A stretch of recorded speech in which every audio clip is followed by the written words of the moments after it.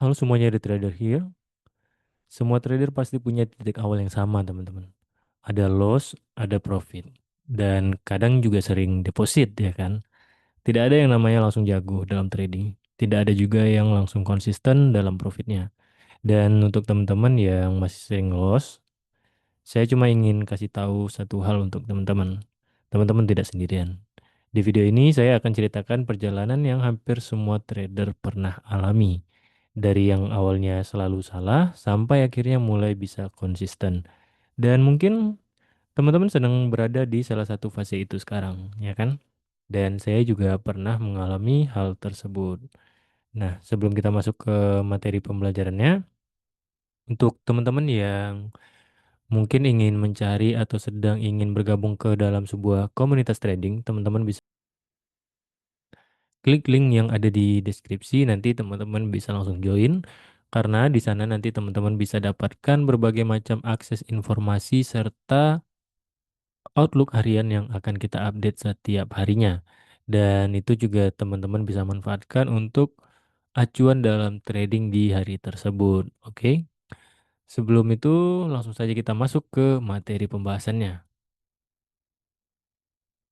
Yang pertama itu adalah fase euforia, ya, atau euforia awal ketika mulai trading. Di awal perjalanan trading terasa sangat menyenangkan pasti, ya kan? Banyak hal baru, banyak potensi profit dan ya ibaratnya seperti anak bayi yang baru belajar berjalan ya, teman-teman. Pengen ke sana ke sini aja. Kadang bahkan bisa langsung profit di awal dan di fase ini muncul perasaan seperti trading itu terlihat sangat mudah, ya. Tapi biasanya fase ini tidak berlangsung lama, teman-teman. Karena setelah itu masuk ke fase berikutnya yang lebih membagongkan. Ya, tentu saja yang seperti sama-sama pernah kita rasakan ya, atau teman-teman rasakan sekarang di fase awal ini atau di euforia awal ini, teman-teman merasa seperti, wah ini mudah banget ya kan, belajarnya enteng segala macam. Tetapi ingat teman-teman, yang di situ tuh berbahaya. Karena ketika teman-teman udah menganggap remeh sebuah hal tertentu, itu tidak akan ini ya, tidak akan berdampak baik ke depannya. Karena juga ketika euforia awal ini, kita kan baru belajar hal tertentu ya kan, dan itu juga baru pertama kali kita rasakan. Dan kita langsung ngejudge bahwa itu sesuatu hal yang mudah. Nah, tetapi kenyataannya, karena teman-teman belum masuk terlalu dalam, jadi hanya kulitnya saja yang teman-teman tahu. Makanya teman-teman beranggapan bahwa itu adalah hal yang mudah. Tetapi di fase berikutnya itu adalah reality check. Ya. Di fase ini, trader mulai mengalami yang namanya loss. Bukan sekali, tapi berulang kali, teman-teman. Strategi yang sebelumnya terasa ampuh ya kan atau terlihat mudah, tiba-tiba tidak bekerja lagi. Mulai muncul pertanyaan bahwa kenapa saya selalu salah ya? Apa strategi saya mulai jelek atau tidak berguna lagi di pasar? Apa saya tidak cocok dalam trading atau menjadi seorang trader di fase yang paling berat ini? Dan banyak trader yang berhenti ya teman-teman.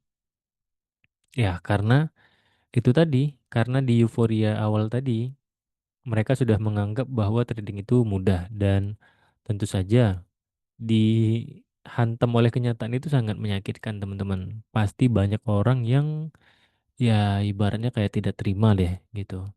Karena ya gimana gitu. Itulah kenyataan trading. Tidak semudah yang teman-teman rasakan. Mungkin memang ada beberapa orang yang dapat beginner luck ya. Ibaratnya kayak keberuntungan di awal itu ada beberapa orang. Tetapi tidak semua orang dapetin itu. Dan terkadang mungkin ada orang yang dapat dan tidak bisa menginikan, tidak bisa memanfaatkan dengan baik. Dan hasilnya ya beginner like tadi hancur ya kan atau mungkin sudah terlewat dan dia malah masih stuck di situ aja. Nah, ini terkadang yang ngebuat kita seperti berpikir, wah, Kayaknya saya nggak cocok nih trading, nggak cocok nih sebagai seorang trader. Strategi yang dipakai jelek, tiba-tiba ganti strategi lain, pakai berbagai macam indikator ya kan, menganggap dirinya salah. Padahal itu hanya ya ibaratnya teman belum memiliki jam terbang atau pengalaman yang dalam di market.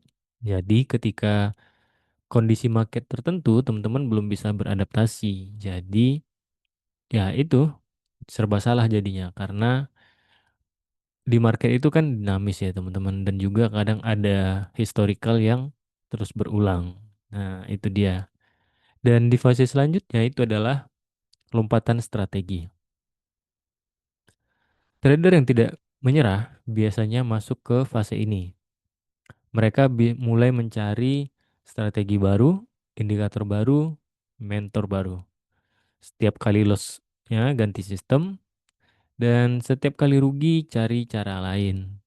Masalahnya, mereka tidak pernah benar-benar mendalami satu sistem. Akhirnya stuck di tempat yang sama. Ya, teman-teman.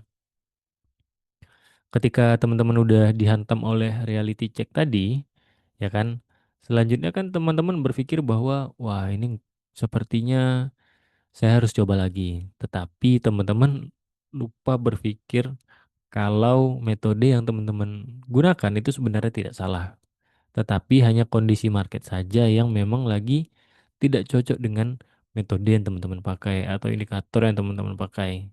Dan juga indikator dan metode itu memiliki yang namanya probabilitas. Jadi tidak ada 100% ya teman-teman. Probabilitas dalam sebuah metode itu. Kalau ada mungkin setiap orang di dunia ini udah jadi trader. Tidak mungkin ada yang namanya bekerja di lapangan atau bekerja di sebuah kantor atau apapun ya kan. Nah, itu dia. Jadi, teman-teman mulai berpikir bahwa, wah, sepertinya ganti metode kayaknya asik, ya kan? Pelajari indikator lain kayaknya asik. Mungkin belajar hal baru dari mentor-mentor lain mungkin bisa dijadikan ini ya kan opsi. Tetapi teman-teman lupa bahwa jika semakin banyak strategi yang kita pelajari, indikator yang kita pelajari, dan mentor yang kita pelajari, ya, tempat kita menimba ilmu, tentu saja ketika trading itu akan banyak ininya ya, yang bertabrakan. Contohnya, contohnya tadi dari strategi. Ketika teman-teman tidak mendalami satu hal strategi, teman-teman mempelajari seperti berapa ya? Sekitar mungkin lebih dari tiga. Anggap deh tiga dulu. Anggap tiga nih, ya. Anggap tiga strategi yang teman-teman pelajari setelah itu. Tentu saja dari setiap strategi itu memiliki pola serta exit plan yang berbeda-beda ya kan. Dan ketika strateginya ini bertabrakan, teman-teman akan jadi pusing. Dan juga seperti indikator. Jika indikator yang teman-teman gunakan ada tiga atau empat, semua indikator ini kan memiliki karakternya masing-masing juga, probabilitasnya masing-masing juga, dan exit serta entry yang berbeda-beda juga. Nah, ketika dihadapkan dengan kondisi indikatornya ini berlawanan, apa yang teman-teman lakukan? Pusing ya kan? Ini exitnya gimana, masuknya gimana, ya? Dan mentor juga seperti itu. Setiap mentor itu kan memiliki metodenya masing-masing juga. Sama halnya seperti strategi dan indikator tadi. Nah, begitu teman-teman.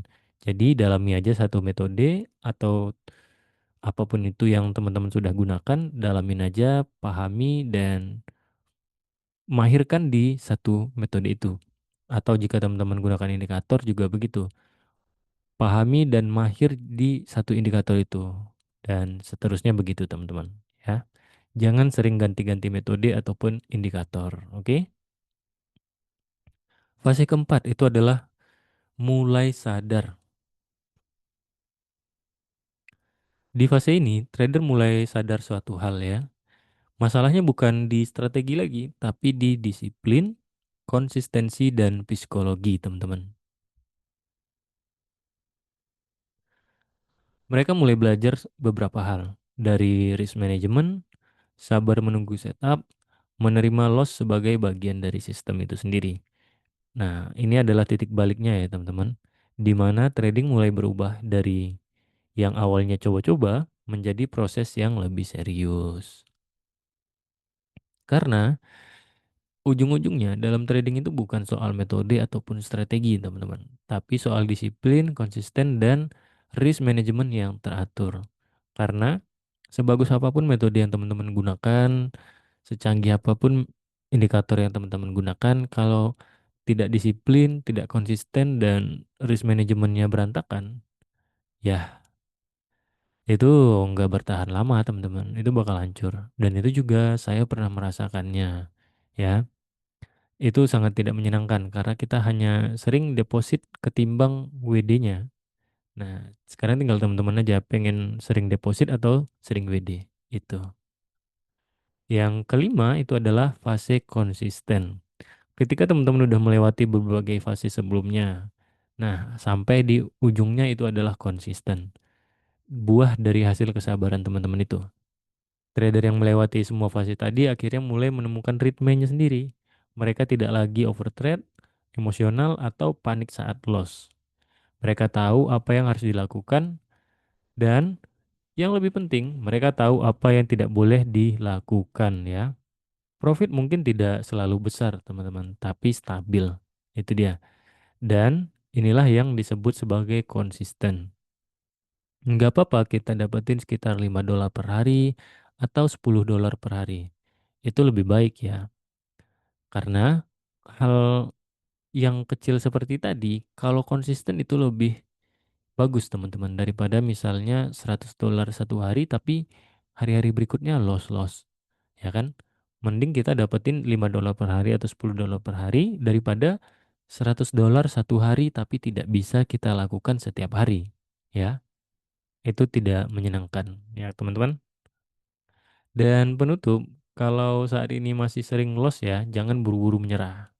Mungkin teman-teman belum gagal, mungkin hanya sedang berada di fase yang memang harus dilalui karena belajar itu tidak ada yang instan ya teman-teman.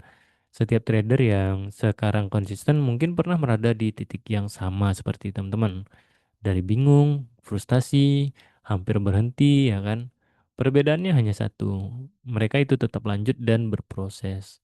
Ingat teman-teman, trading itu bukan tentang siapa yang paling cepat berhasil, tapi siapa yang tidak berhenti di tengah jalan. Sekarang saya ingin tanya nih sama teman-teman. Teman-teman merasa sedang berada di fase yang mana nih? Euforia awal, sering loss, atau mulai stabil? Jangan lupa komen di kolom komentar ya. Terima kasih untuk teman-teman yang sudah menonton video ini hingga akhir. Untuk teman-teman yang sedang mencari komunitas atau tempat trading, teman-teman bisa join ke komunitas kita. Linknya ada di deskripsi, nanti teman-teman bisa langsung join. Di sana teman-teman bisa dapetin berbagai macam akses informasi dan juga market outlook yang akan kita kirim setiap harinya. Begitu ya. Sampai jumpa di next video berikutnya dan bye-bye.